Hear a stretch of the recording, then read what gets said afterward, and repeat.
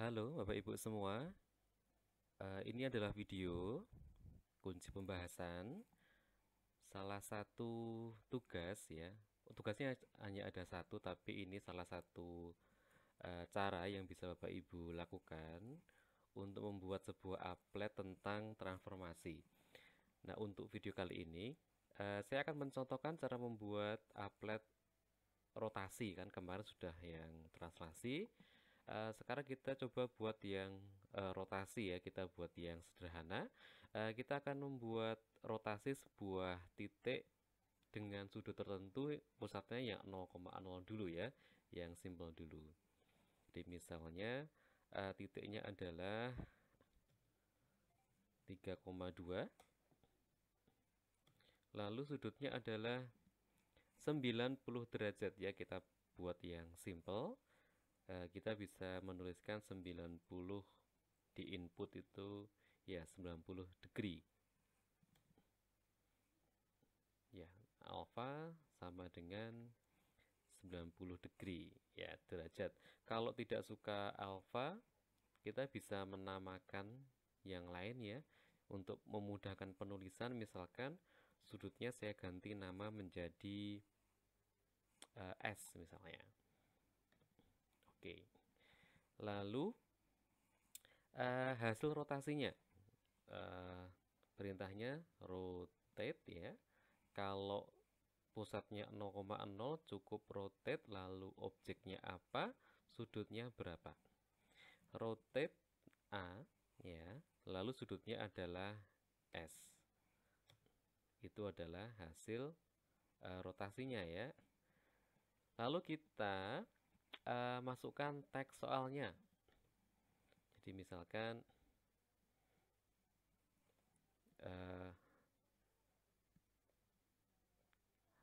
tentukan bayangan A, lalu kita menggunakan objek A.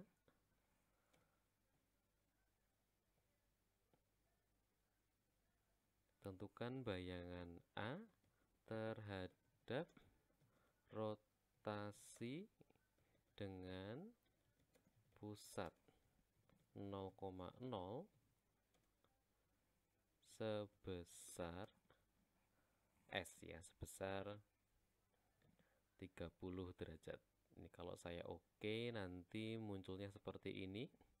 Karena tidak melibatkan matriks ataupun vektor ataupun notasi matematika yang sulit, maka saya tidak perlu menggunakan latex. Jadi ini tinggal saya oke.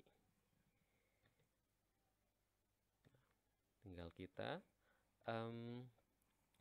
kita hias ya, tinggal kita hias. Misalkan kita beri warna lain, warna kuning misalnya ya. Lalu fontnya kita buat membesar. Ya, mungkin ini cukup ya, small seperti ini. Atau kita buat 2 baris ya, biar tidak terlalu panjang. Nah, oke, saya kira cukup seperti ini. Tentukan bayangan ya, oke. Lalu kita kunci, lalu kita kasih pushpin. Oh ya, saya menggunakan GeoGebra Classic 5, Classic 6 ya, caranya mirip. Saya tidak menggunakan yang online karena ya, karena online kadang-kadang kendala sinyal atau jaringan itu bisa mempengaruhi aplikasinya sendiri. Jadi saya menggunakan yang offline. Nanti saya upload setelah sudah selesai gitu ya. Oke, tentukan bayangan, teks soal sudah ada, soal sudah ada, kunci sudah ada, maka kita siapkan jawaban untuk siswa sembarang titik ya, misalkan 2,4. Nah, sama seperti yang di workshop kemarin, kita bisa memasukkan jawaban itu menggunakan input box ya. Ya, kita aktifkan input boxnya dulu sampai muncul tanda biru, lalu kita klik di grafik kartesiusnya ya. Misalkan kita beri nama A aksen sama dengan. Lalu kita linkkan ke objek jawaban siswa, yaitu B. Aksen 2,4 sesuai dengan B. Kita cek apakah sudah terkoneksi. Kita ganti misalkan menjadi 2,-1. Apakah B berubah? Oke, sudah berubah. Berarti sudah benar ya. Oke, sama seperti kemarin kita masukkan button ya. Ada dua tombol. Pertama tombol cek, skripnya nanti saja. Lalu ada tombol misalkan tombolnya next problem. Teksnya nanti saja, skripnya. Yang penting tombolnya kita buat dulu, lalu kita geser ke tempat yang sesuai gitu ya, yang enak dilihat. Selanjutnya kita siapkan dua teks untuk respon ya. Kita masukkan teks. Ada teks, misalkan teks benar gitu saja, teks benar dan teks salah.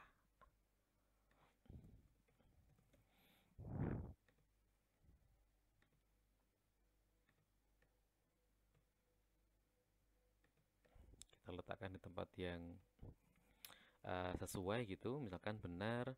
Setelah letaknya sudah pas gitu, kita gembok, kita pin lokasinya, lalu kita beri warna hijau ya, lazimnya hijau. Lalu untuk yang salah juga sama, kita kasih pushpin, kita gembok, kita kasih pin lokasinya, lalu kita beri warna orange ya. Tentu ini kalau kita klik tombolnya tidak terjadi apa-apa karena kita belum memberikan script. Begitu ya. Nah, ini template-nya ya, template-nya untuk membuat soal. Nah, kemarin kan kita membuat titiknya, titik si soal itu acak ya, random ya.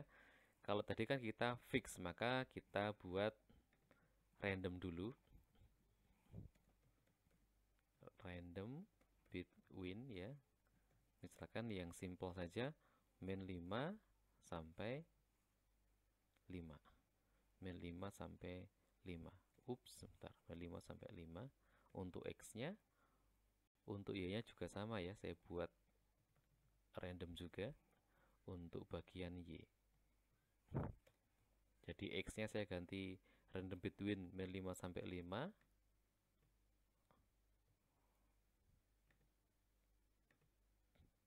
Saya ulangi, tadi tidak terlihat ya. Lalu bagian Y-nya juga saya ganti random between min 5 sampai 5. Oke, saya memperoleh titik min 3,3. Itu untuk titik. Nah, untuk sudut juga sama. Kita maunya sudut atau soalnya itu tidak hanya yang 90 derajat. Kita mau yang lebih bervariasi.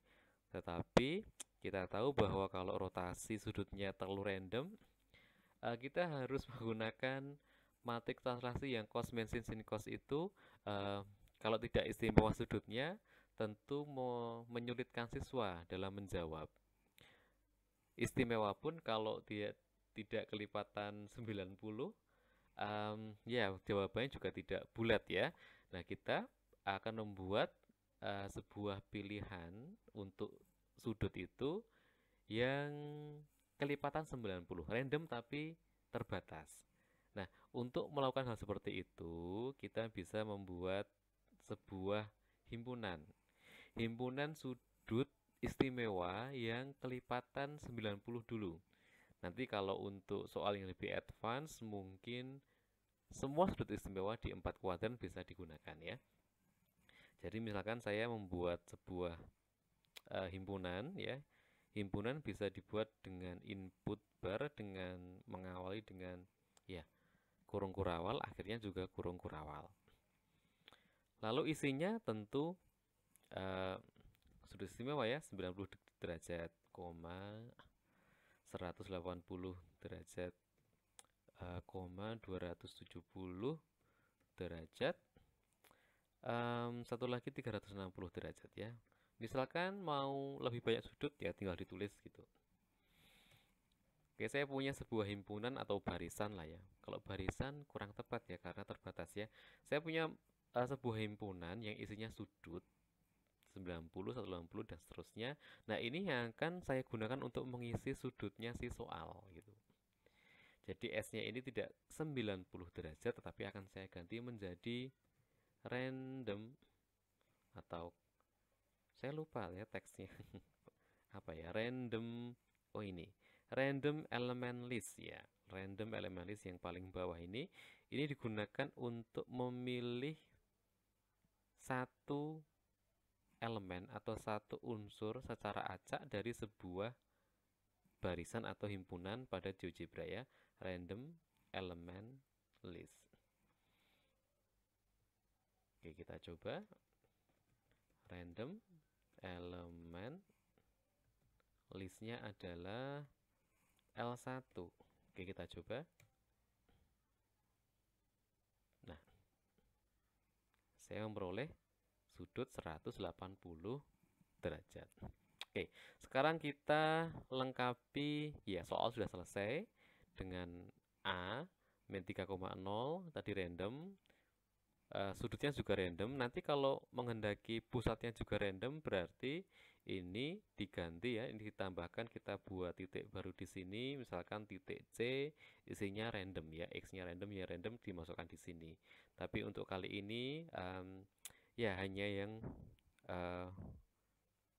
titik original, titik A, dan sudutnya yang random. Random pun terbatas untuk sudut ya. Oke, sekarang kita lengkapi untuk cek dan next problemnya ya, tombolnya seperti kemarin.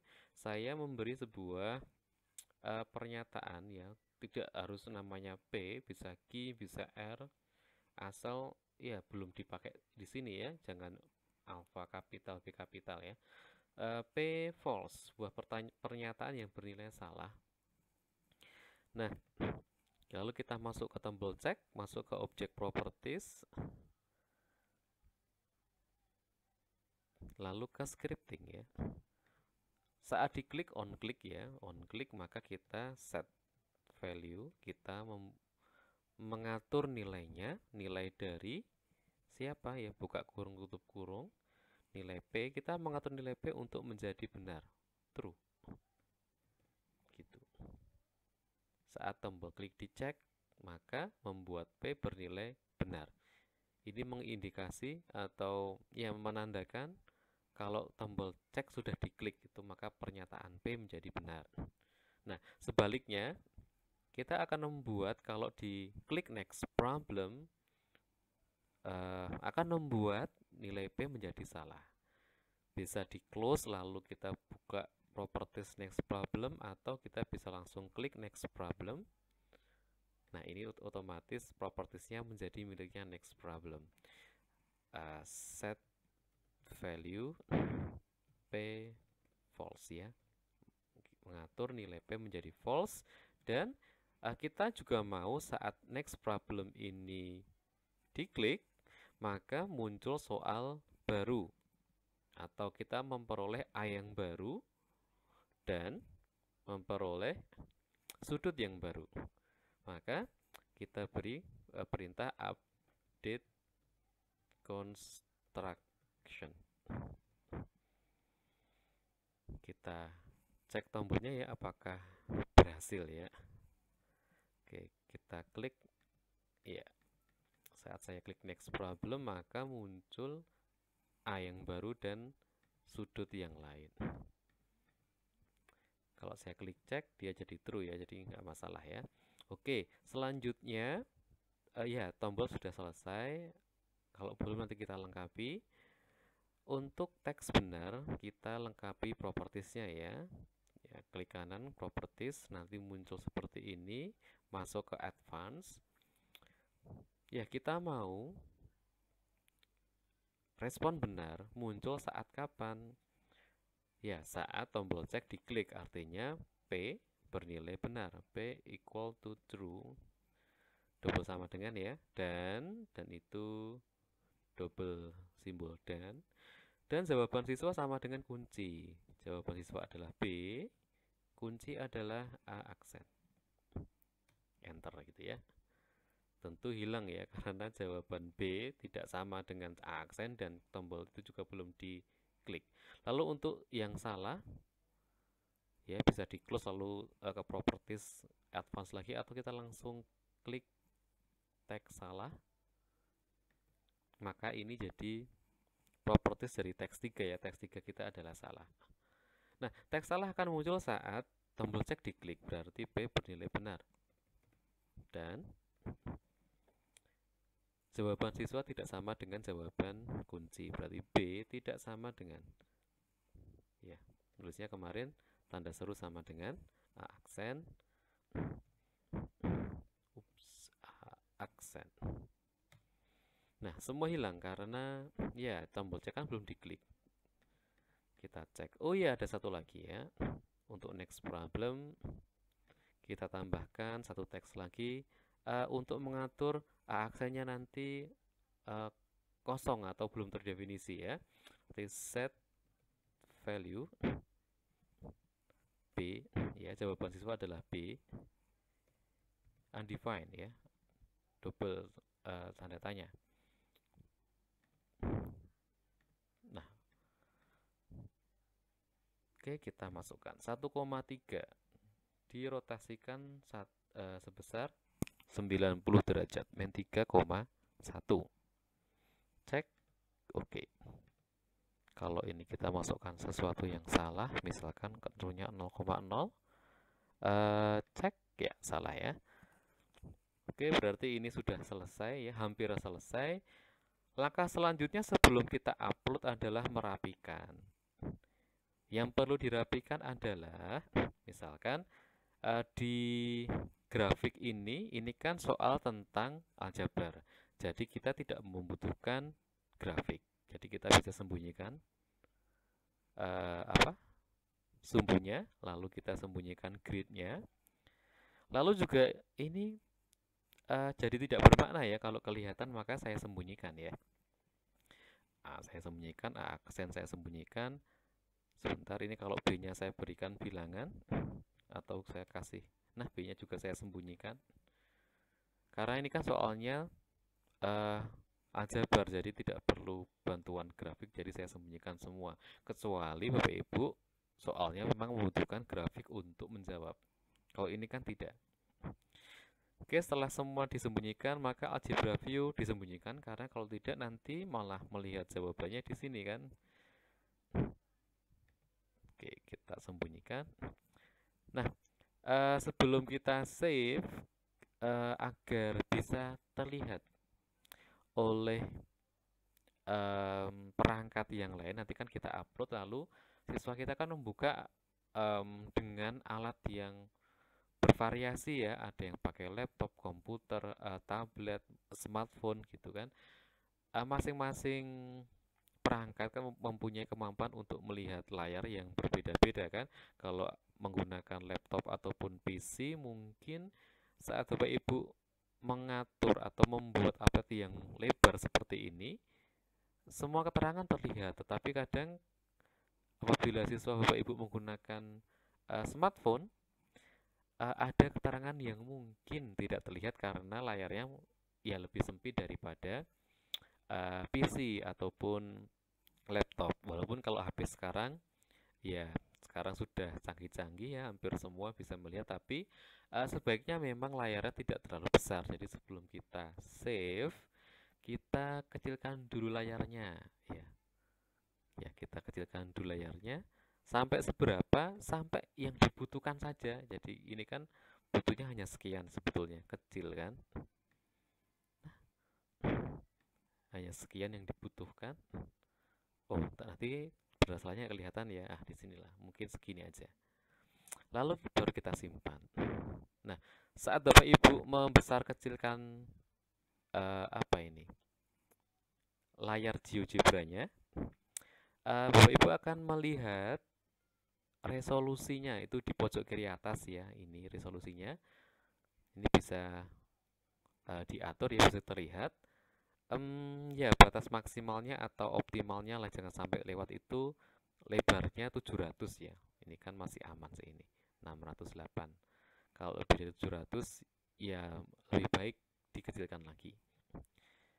Kalau yang tingginya tidak ada ini sih, tidak ada maksimalnya seberapa. Tapi ya proporsional lah ya, jangan sampai terlalu besar juga. Nah, setelah kira-kira semua keterangan bisa masuk, ya kita cek lagi. 1,1. Ya. Setelah semua keterangan kira-kira bisa masuk, kita save atau save as. Misalkan saya beri nama rotasi MGMP Bogor. Ya, namanya panjang ya. Oke. Oke, rotasi MGMP Bogor. Setelah selesai baru saya upload. Oke, sekalian kita saya tunjukkan cara menguploadnya. Berarti pertama kita masuk ke geogebra.org ya. Ya, semoga tidak ada kendala jaringan. Kalau belum sign in dulu.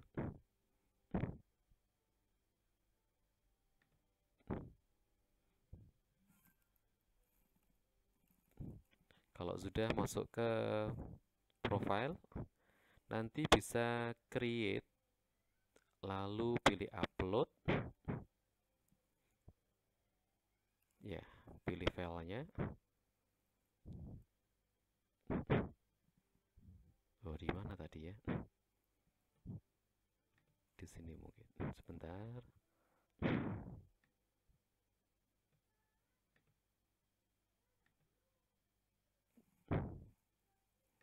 Rotasi R.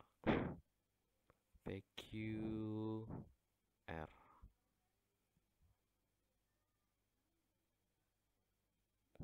Loh, disimpan di mana tadi? Sebentar. Oke, saya simpan ulang. Saya lupa nyimpan di mana. Oh, di download. Saya nyimpannya di download, di folder download. Nah, ini.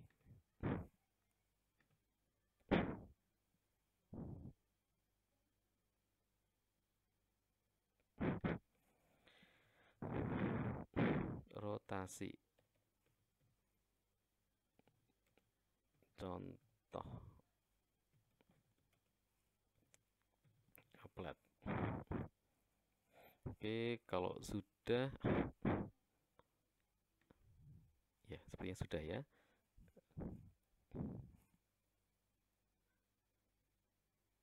Nah, misalkan ada yang perlu diedit lagi, ya. Nanti kalau Bapak Ibu menyapu ke sini, ya, kursornya melewati ini akan melihat tanda pensil kecil. Ini kalau diklik nanti muncul edit itu. Bapak Ibu bisa masuk ke advanced setting, misalkan mau memperlebar layarnya atau tingginya diubah, tapi ini kan tidak perlu. Kalau Bapak Ibu menggunakan grafik, ini kan tidak ya. Silakan diklik enable pan and zoom-nya, jadi siswa bisa zoom in, zoom out, menggeser grafiknya ya. Kalau menggunakan grafik, tapi kan kita tidak, jadi ini saya biarkan uncheck semua. Oke, saya tidak perlu tombol-tombol, nanti malah siswa bingung ya. Jadi kalau kita upload secara default, tombolnya semua disembunyikan.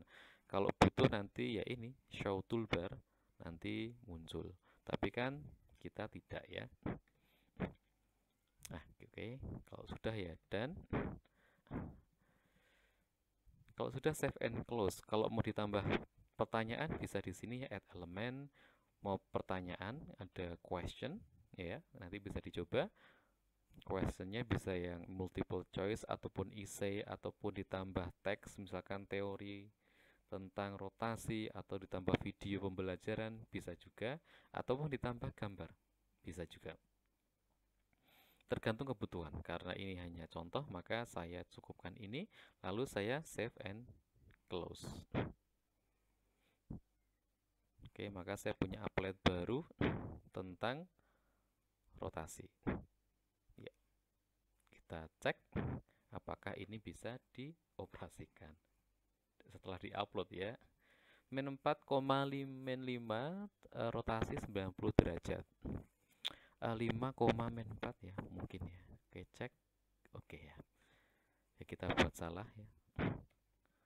Min 2, min 1. Nah, oke. Oke, dicek ternyata benar. Nah, maka sudah selesai. Terima kasih Bapak Ibu. Tadi contoh pembuatan upload secara sederhana dari awal ya, dari dasar, lalu kita atur sebelum diupload apa yang perlu disembunyikan, apa yang perlu dimunculkan, berapa ukurannya. Nah, setelah selesai diupload, kita cek lagi apakah berhasil dijalankan. Oke, terima kasih Bapak Ibu atas perhatiannya. Assalamualaikum warahmatullahi wabarakatuh.